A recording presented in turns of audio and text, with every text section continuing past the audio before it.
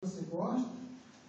Você já leu algum livro? Em caso positivo, diga qual. No caso de ter lido um livro, você entendeu a história? Você já foi a uma biblioteca para praticar a leitura? De acordo com suas respostas, você se considera um bom leitor? Você incentivar a prática da leitura e por quê?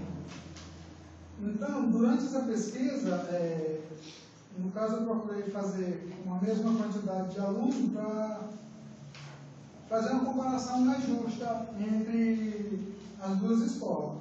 Apesar de ser de uma realidade totalmente diferente, né, até mesmo o espaço físico das instituições, a parte financeira dos estudantes, o poder aquisitivo, ela é bem nítida, né, até mesmo pelo meio de condução o qual os mesmos se dirigem para essas instituições de ensino.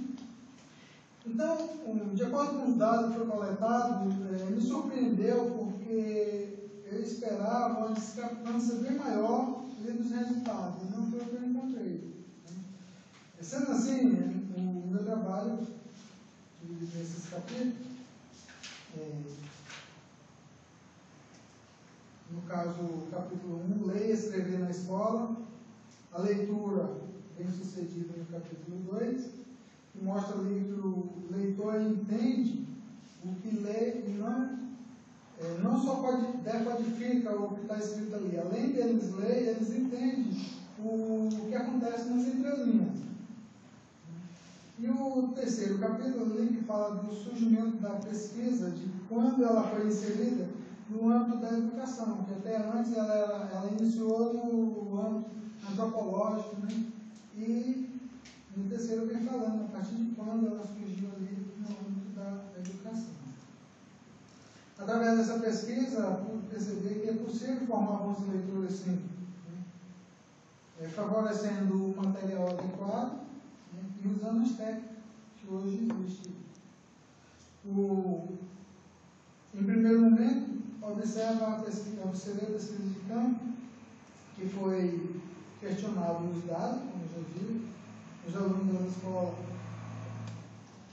das escolas públicas, eles vão mais à biblioteca do que os alunos da escola privada.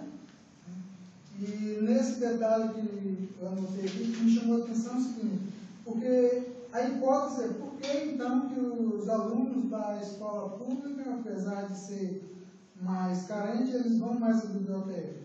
Então a hipótese que eu pude encontrar é que muitas vezes os da escola privada, devido à condição deles ser melhor, eles têm mais meios de pesquisa, até mesmo pela internet ou uma biblioteca em casa.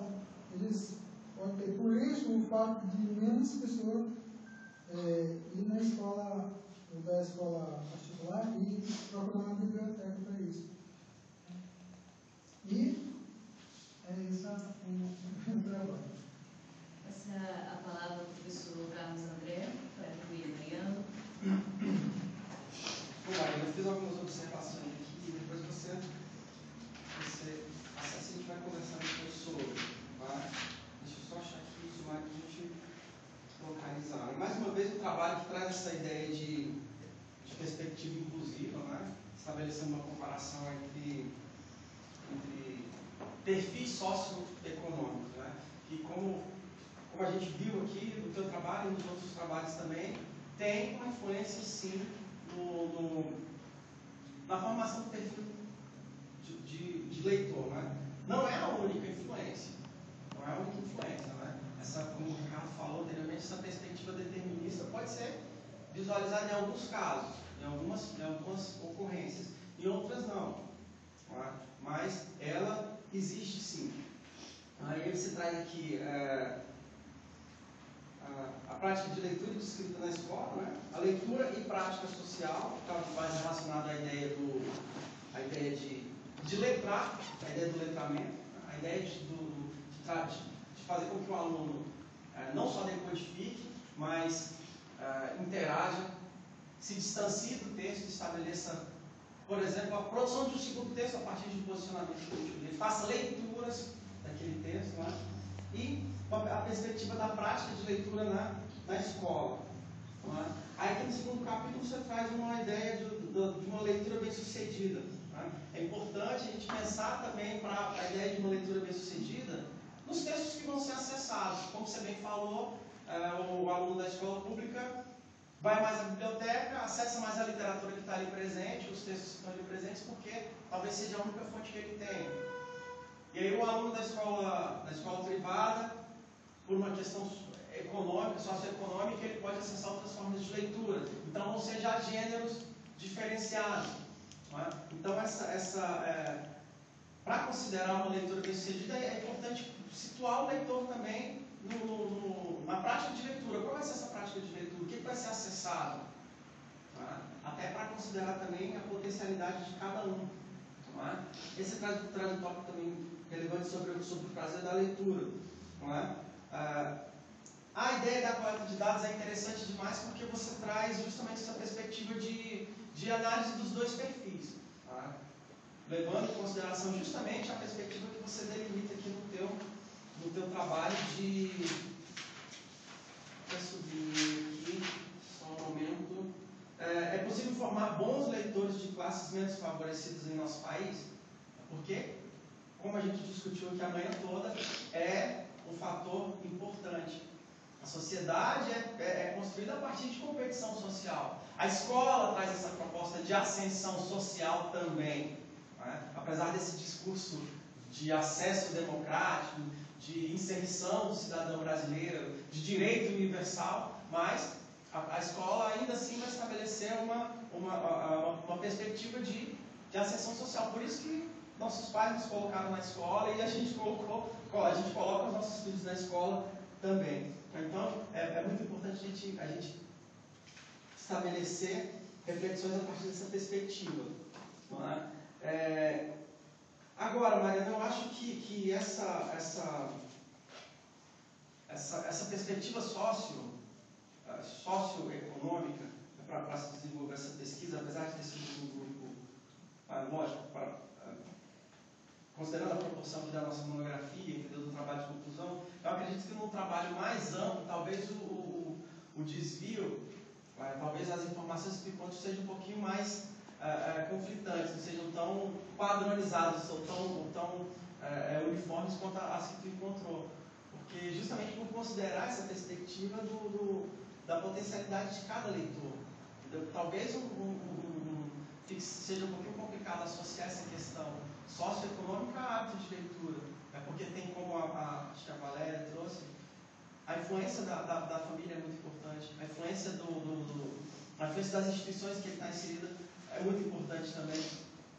Talvez só esse fator socioeconômico não seja único e exclusivamente o preponderante para se definir que vai existir um bom leitor ou não. Então é importante a gente pensar nisso aí também. Tá bom? Parabéns, Mariana, pela iniciativa.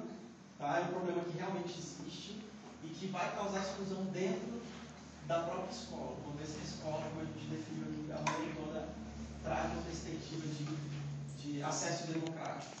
Tá? Passar a palavra ao professor Ricardo. Encerrar. Todo mundo já descansado. Eu estou desde segunda-feira. Vamos lá. Ô Mariana, obrigado pela oportunidade de participar da sua banca. Como caso, eu também fiz algumas observações, né, do seu trabalho. Depois eu posso passar isso para você. Ok? Os temas, vou mais uma vez falar, os temas foram muito assim, interligados, isso, temáticas bem parecidas, que todas desembocam na questão da importância da leitura. É aquela questão, leiam muito, leiam tudo, leiam sempre. Né?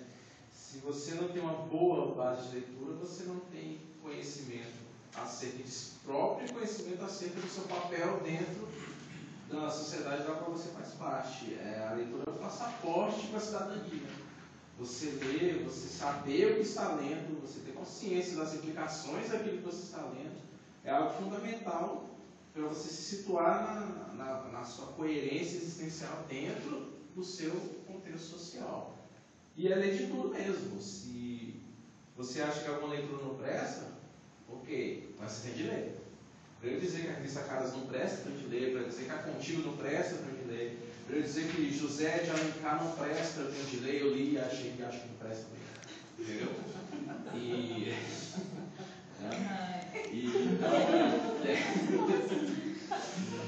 Então, a questão é, a formação do bom leitor parte da sua família, escola, sociedade.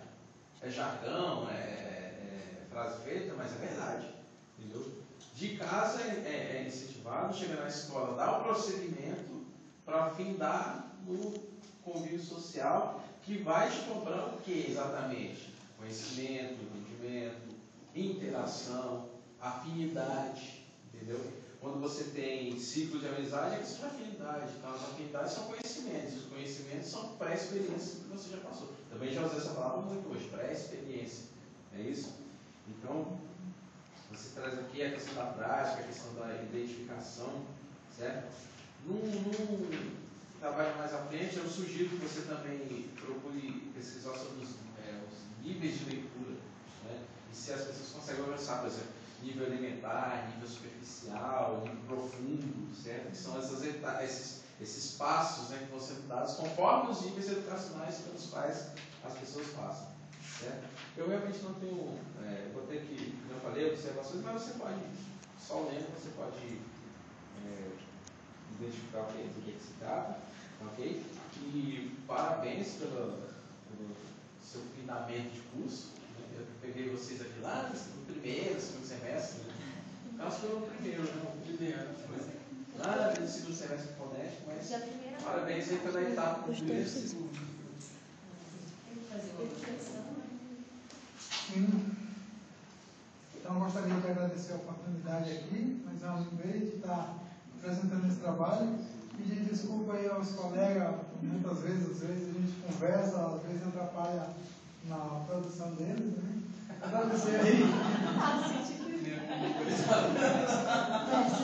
Agradecer aos professores por ter aceito o convite, a professora Cíntia pela paciência. E a frase, essa frase é um autor, Bento Moura, diz assim: não tem limites de idade para buscar conhecimento ou um novo projeto de vida, mas exige forte determinação, pois os obstáculos virão. O autor é Rafael Mariano.